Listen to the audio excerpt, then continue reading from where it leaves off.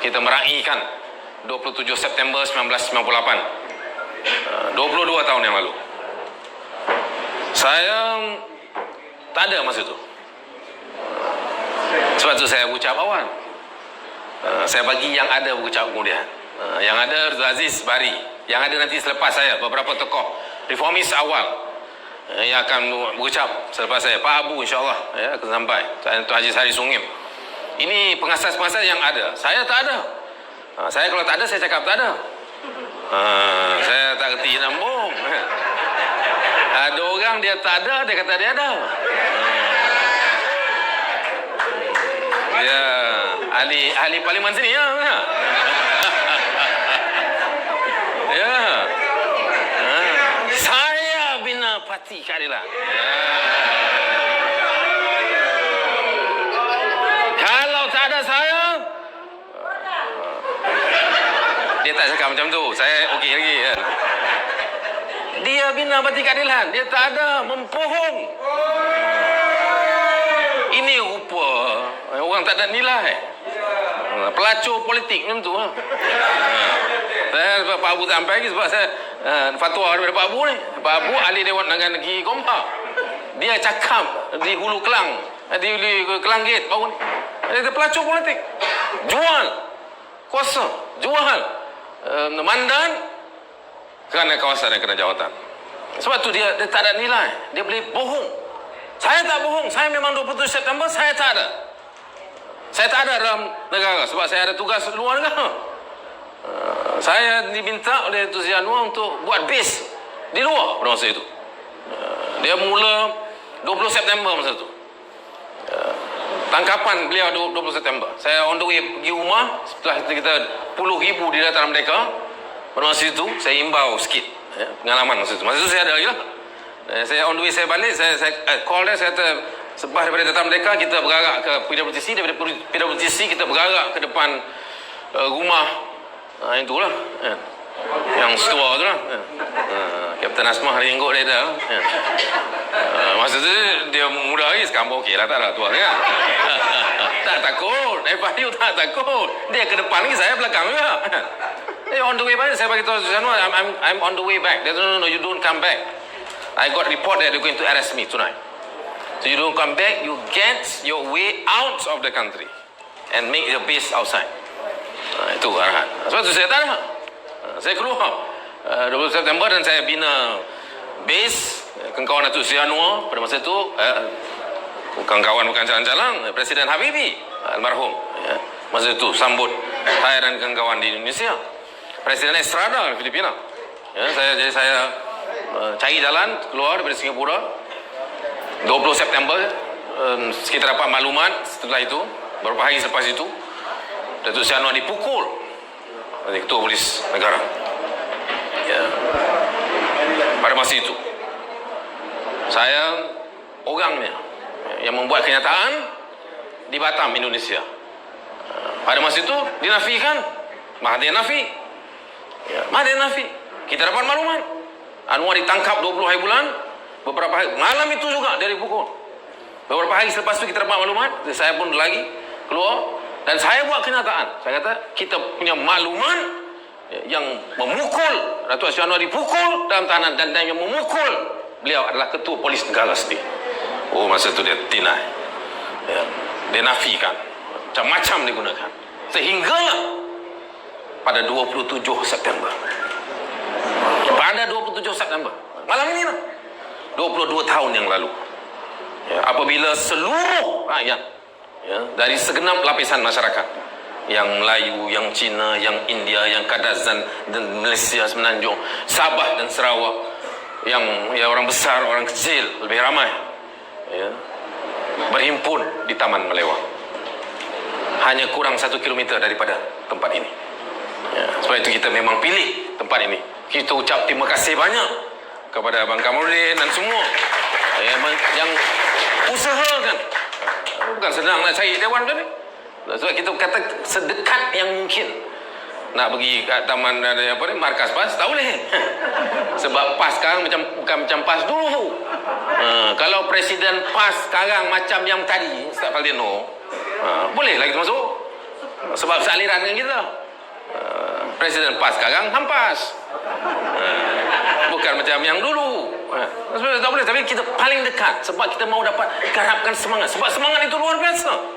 Semenjak merdeka, saudara, tidak pernah ada perhimpunan yang sebesar itu. Sebab itu saudara saya tadi sebut tadi, kutipannya sampai 75,000. Saya rasa saya tak pernah dengar. Saya tahu kalau ada orang lain pernah dengar lah. Ada kutipan tanpa jual meja, tanpa ada meja makan besar, semua datang, percuma, lapar, tak ada nasi bungkus pun tak ada. Datang puluh ribu, ratus ribu mungkin. Saya dengar berkilometer. Saya dengar lah sebab saya tak ada. Saya dengar mungkin Dato' Aziz boleh cerita, kawan-kawan yang lain akan ceritakan.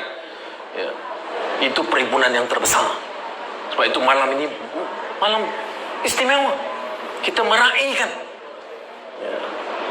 malam ini. Dia mula daripada 27 September itu. Sebelumnya 2 September dipecat. Saya dengan Tun Sri Anwar 1 September. Saya himbau sikit. Ramai yang tak tahu. 1 September tu kita dah dapat maklumat. Malam tu kita memang dah beberapa minggu sebelum tu kita selalu buat sembahyang hajat dan sebagainya. Kita dah tahu ada komplot dan konspirasi untuk menjatuhkan Tun Sri Anwar. Pada masa itu, setiap malam. Jadi malam 1 September tu selepas kita solat hajat dan doa, Tun Sri Anwar panggil saya. Maksudnya saya susah politik beliau. Kata Zam, you stay back. I just got very important information. Kata apa dia? Orang putih dengan tu Sri Anwar. Nak bagi tahu lah. Duduk sebelah profesor ni kan. Dia kata, I got report, I got information, verified, reliable, that Mahathir, Prime Minister now, sekarang di rumah beliau sedang mengumpulkan semua ketua-ketua menteri dan menteri-menteri besar untuk to force me to out of the government tomorrow. So you try to get all this menteri besar. Saya susah politik. Saya susah politik di malam Perdana Menteri. Pada masa itu masih lagi lah. Anwar kena pecat besok. Jadi malam tu saya masih susah politik. Anwar masih di malam Perdana Menteri. Saya call ketua menteri, tanggal lah. Sebab dia tengah mesyuarat dengan diktator tu Perdana Menteri. Saya bagi mesej kepada pengawal-pengawal peribadi dia, bodyguard dia, driver dia. Kita susah politik, kita ada semua maklumat tu. Kita bagi tahu, mana bos mana dalam. Mesyuarat siapa? Betul, kat mana si Perdana? Betul. Okey. This is a message from TPM. Immediately after keluar saya daripada mesyuarat, tolong telefon Anwar. Kita nak tahu apa sebenarnya. Saya tunggu sampai pukul 2 pagi. Hilang seorang dah telefon. Hilang. Lepas tu telefon tak bangkat lah. Saya ingat itu si Anwar pandang saya pandang dia. Maksudnya tinggal kita berdua, nak balik lah. Dia kata, no, Zam, tak apalah. Kata. Dia pun dah rasa tak sedap dah. Dia dah tahu dah saya rasa. Dah pukul 2 dah Zam, you go back. Kita biasa lah. Dia sisa politik kita kerja, dia suruh bagi arahan, kita mencari macam mana. Tak ada apa. Semua tutup lah. Dan besok saya Tun Sri Anwar sebelum mesyuarat kabinet, kita dengar pertengkaran antara beliau dan Mahathir. Dan lepas tu saya keluar sekejap masa lunch time. Saya balik, sudah keluar cerita, sudah dipecat. Dan saya tak boleh masuk pejabat. Pejabat saya disita. Saya dah balik lepas lunch. Saya ingat saya ada jumpa Datuk Seri Anwar lepas lunch sebab kita ada post cabinet meeting selalunya. Rabu ada post cabinet di Kementerian Kewangan. Saya susah politik, saya masuk dalam mesyuarat. Dan saya tunggu beliau untuk dapatkan penjelasan. Tak sempat. Saya masuk je pejabat, polis dah kepung saya. Dia kata, no, you cannot enter. Tak boleh, tuan, saudara tak boleh masuk. Kita sedang cita dan kita sedang geledah semua di pejabat. Jadi habis. Saya pula, pejabat saya, fail tak banyak. Sebab saya bukan kaki projek. Fail tak banyak, buku banyak. Jadi dia buka buku saya satu persatu. Sebab dia nak cari, kalau ada, saya selit dokumen-dokumen kat dalam buku-buku tu. Jadi saya tak boleh masuk. Lepas tu Sion datang, pos kabinet, dia masuk sekejap ni, bagi tahu memang sudah dia tak boleh terima. Dia panggil pos kabinet, semua ketua-ketua di Kementerian Kewangan, KWSP, KSP, semua. Begitu, dia beritahu dalam syarat tu, I cannot accept the Mahathir. He asked me to compromise. Selamatkan orang besar, selamatkan toki-toki besar, selamatkan cakap-cakap besar. Masa tu saya masih ingat krisis ekonomi. I cannot. Dan saya mengambil keputusan untuk lawan. Dan he asked me to resign. I refuse. Dan I'll wait for him to sack me. Itu Anwar. pada 2 September. 12 September, dan lepas tu start dari situ, petang dapat surat dari di rumah, surat dipecat.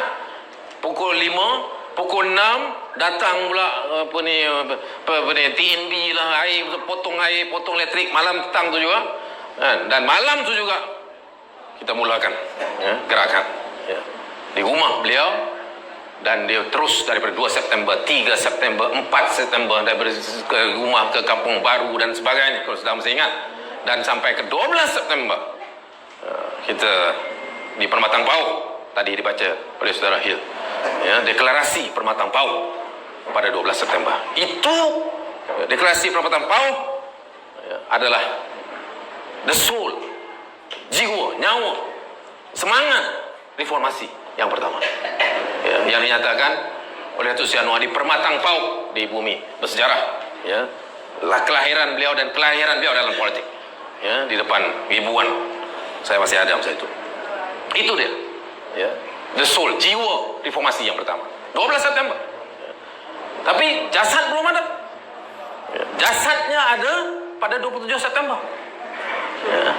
12 September deklarasi Permatang Pauh, makin lama makin besar, pergi ke Batu Pahat, Johor, beribu lagi, balik macam dia banyak tempat. Akhirnya 20 September sudah meledak Sejahtera Merdeka.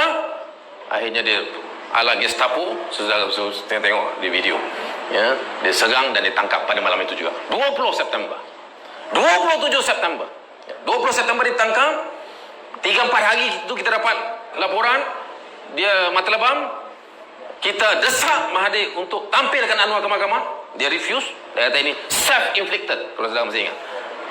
Lepas dah lebam lah, baru dia kata self-inflicted. Sebelum dia kata tak ada, mana ada.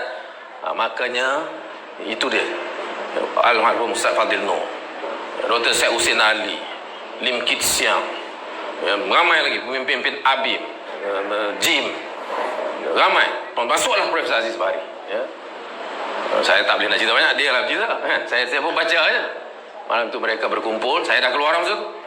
Mereka berkumpul, beberapa hari lepas tu buat keputusan pada 27 September di Taman Melewa. Lahirlah pertubuhan Gerakan Keadilan Rakyat, gerak 27 September, yang diketuai oleh almarhum Ustaz Fadil Noor. Itu cerita. Saudara yang saya kasih, yang lebih penting bukan perjalanan saya. Bukan perjalanan saya di sini, macam mana saya keluar, macam mana boleh lari, itu tak apa. Masa minum kita cerita.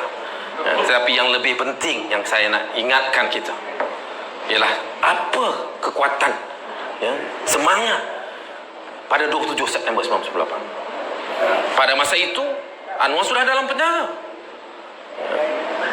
Kita perlukan sosok pimpinan.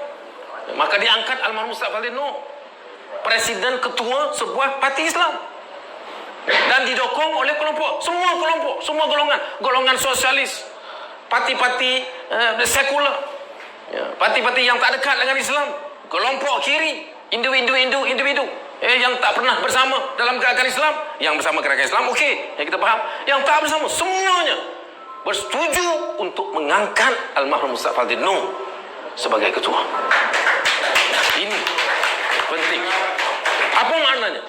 Dan kerana itu, kerana kesatuan itu, kerana kekuatan dan fokus kepada mengangkat satu sosok pemimpin yang diterima semua, makanya pada 27 September 1998 itu, sejarah tercipta, perhimpunan paling besar semenjak merdeka, gagasan paling hebat dan paling menyeluruh yang diwujudkan ke arah perubahan dan reformasi dan islah, diwujudkan di Malaysia semenjak merdeka, dan kutipan derma yang paling besar 75,000. Dan kerana itu, kerana desakan itu, kerana kesatuan pimpinan dan masyarakat, orang biasa dan pemimpin besar bersama puluh ribu, ratus ribu mungkin pada 27 September, Mahathir tidak ada pilihan. 29 September, hanya 2 hari selepas itu, dia terpaksa tampilkan Anwar Ibrahim ke mahkamah, dan seluruh dunia menyaksikan seorang bekas timbalan Perdana Menteri yang only a month before hanya sebulan sebelum itu seorang pemimpin besar, timbalan Perdana Menteri Malaysia, bakal Perdana Menteri Malaysia, pada 29 September itu tampil ke mahkamah dengan mata lebam. Dan mengapa dunia dapat menyaksikan kezaliman, kebobrokan, pendidikan yang hebat yang dilakukan oleh rejim Mahathir itu? Kerana apa? Kerana pada 27 September ledakan rakyat gerak pada 98, 98 itulah yang mendesak Mahathir untuk tidak punya pilihan, terpaksa tampilkan Anwar. Kalau tak ada ledakan rakyat, kalau tak ada gerak pada 27 September, mereka akan simpan Anwar. Mengapa mereka mau tampilkan Anwar, seorang bekas pimpin negara mata lebam, untuk dilihat satu dunia? Mesti mereka akan simpan sampai lebam hilang. Tetapi mereka tak mampu.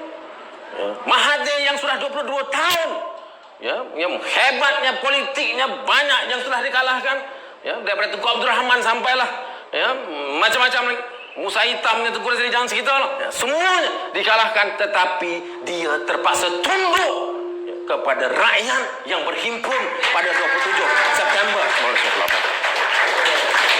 Ini pengajaran, saudara. Ini pelajaran. Dan mana datang kekuatan itu? Datangnya daripada kita, rakyat biasa, yang padu, yang bersemangat. Datangnya daripada mana? Daripada pemimpin yang berani, yang merangkul semua, yang berani di depan melawan. Almarhum Fadzil Nur, dia lawan. Kerja dia lawan. Itu kerja Presiden Parti Islam. Kerana Khalifah Islam, Sayyidina Umar dan sebagainya mengajar itu. Lawan yang dekat denganku, yang paling lemah di kalangan kamu. Pertahankan yang lemah. Lawan yang kuat. Perdana Menteri lawan. Presiden PAS sekarang, Perdana Menteri kawan. Najib Perdana Menteri kawan Najib. Ada 1MDB? Tak ada. Dia kata, tak faham, tak nampak, kabur. Kau gombak ni pun banyak video kabur kan? Itu 1MDB kabur. Presiden PAS kan? Najib jadi Perdana Menteri, kabur. 1MDB. Naik Mahathir jadi Perdana Menteri, sokong Mahathir. Naik Muhyiddin jadi Perdana Menteri, sokong Muhyiddin. Itu beza dia. Dan presiden, pemimpin rupa macam ni, dia tak akan punya kekuatan untuk membina semangat rakyat yang boleh menumbang dan menjatuhkan pemimpin zalim dan melawan penindasan. Tak boleh. Yang boleh apa? Yang orang macam almarhum Safalin. Ini kita kena belajar. Ini mesej kita pada kawan-kawan kita dalam PAS. Tak faham kita tak tahu. Sabah tukang pacak. Satu kursi pun tak bertanding. Sabah masih belum tentu lagi. Siapa Perdana Menteri tak tentu. Yang tentu PAS kalah tanpa bertanding. Yang tu tentu. Sampai macam tu. PAS daripada dulu yang gah ni. Ini saya nak bagi mesej jelas kepada kawan-kawan PAS. Kamu punya seorang presiden yang membina, mencipta sejarah.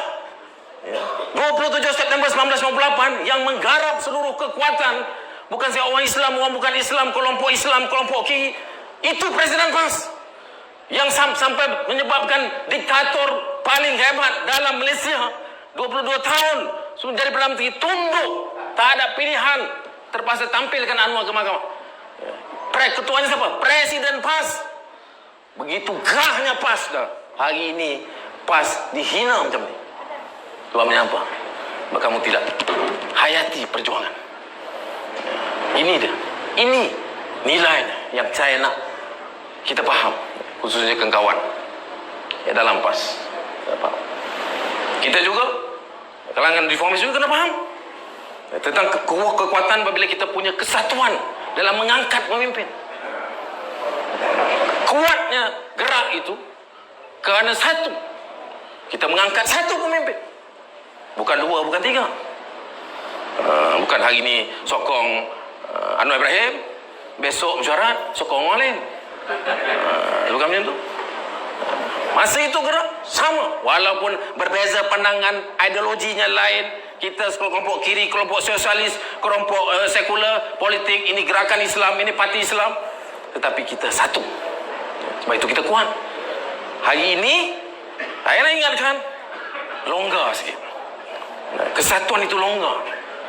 Ketua PH itu sendiri, ketua gabungan itu sendiri tidak diangkat, dipertahankan, dinobatkan, dihormati sewajarnya sebagai ketua bagi koalisi kita PH. Dan sebab itu kita nampak lemah. Di Sabah banyak contoh lain, tapi pasal yang baru kita baru masih lagi demam Sabah. Saya cakap demam lah, jangan kena COVID lah. Masih demam Sabah.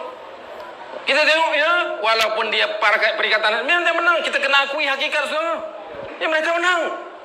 Apa pun yang nak cakap, mereka menang. Ya, punya kerusi-kerusi yang lebih banyak daripada kita. Sebabnya apa? Antaranya, ya banyak sebab. Tapi antaranya, sebab mereka jelas dengan ketua mereka. Dia penyamun ni, walaupun dia penyamun, dia reti hormat ketua. Bila Perikatan Nasional tu, ketua dia Muhyiddin. Jelas Muhyiddin. Bila Barisan Nasional tu Zahid. Jelas. Sebab itu Muhyiddin boleh duduk di Sabah, ya, bertarung di Sabah sebab jelas mereka mengangkat beliau sebagai ketua. Jelas. Kita kurang jelas. Sepatutnya ya, betul kita ada dua barisan, kita ada ketua menteri di Sabah, kita ada pemimpin negeri, kita hormat. Tetapi dalam masa yang sama perlu ada penghormatan dan fokus kepada satu tokoh nasional, sosok yang kita angkat jadi pemimpin. Kita yang angkat jadi pemimpin, kita ada ketua. PH bukan tak ada ketua, PH sudah ada ketua yang mesti diangkat sebagai pemimpin untuk mengetuai perang walaupun di Sabah. Itu tidak berlaku. Mungkin sebab itu banyak lagi faktor lain, tapi bagi saya dengan semangat Gerak 98 pada malam ini, bagi saya antara pengajaran yang kita harus kutip, karena kita kurang itu kehebatan 98, Gerak 98, karena kita ada kesatuan dalam mengangkat pemimpin walaupun itu hanya presiden sebuah parti Islam. Kita angkat betul-betul. Sekarang kita ada sosok Anwar Ibrahim, tetapi kita tak betul-betul garap dan angkat dan mempertahankan dan nobatkan dan hormat menobatkan beliau sebagai pemimpin kita. Ini saya minta kawan dengan semangat Gerak 98 2 September ini, ambil iktibar. Cukuplah.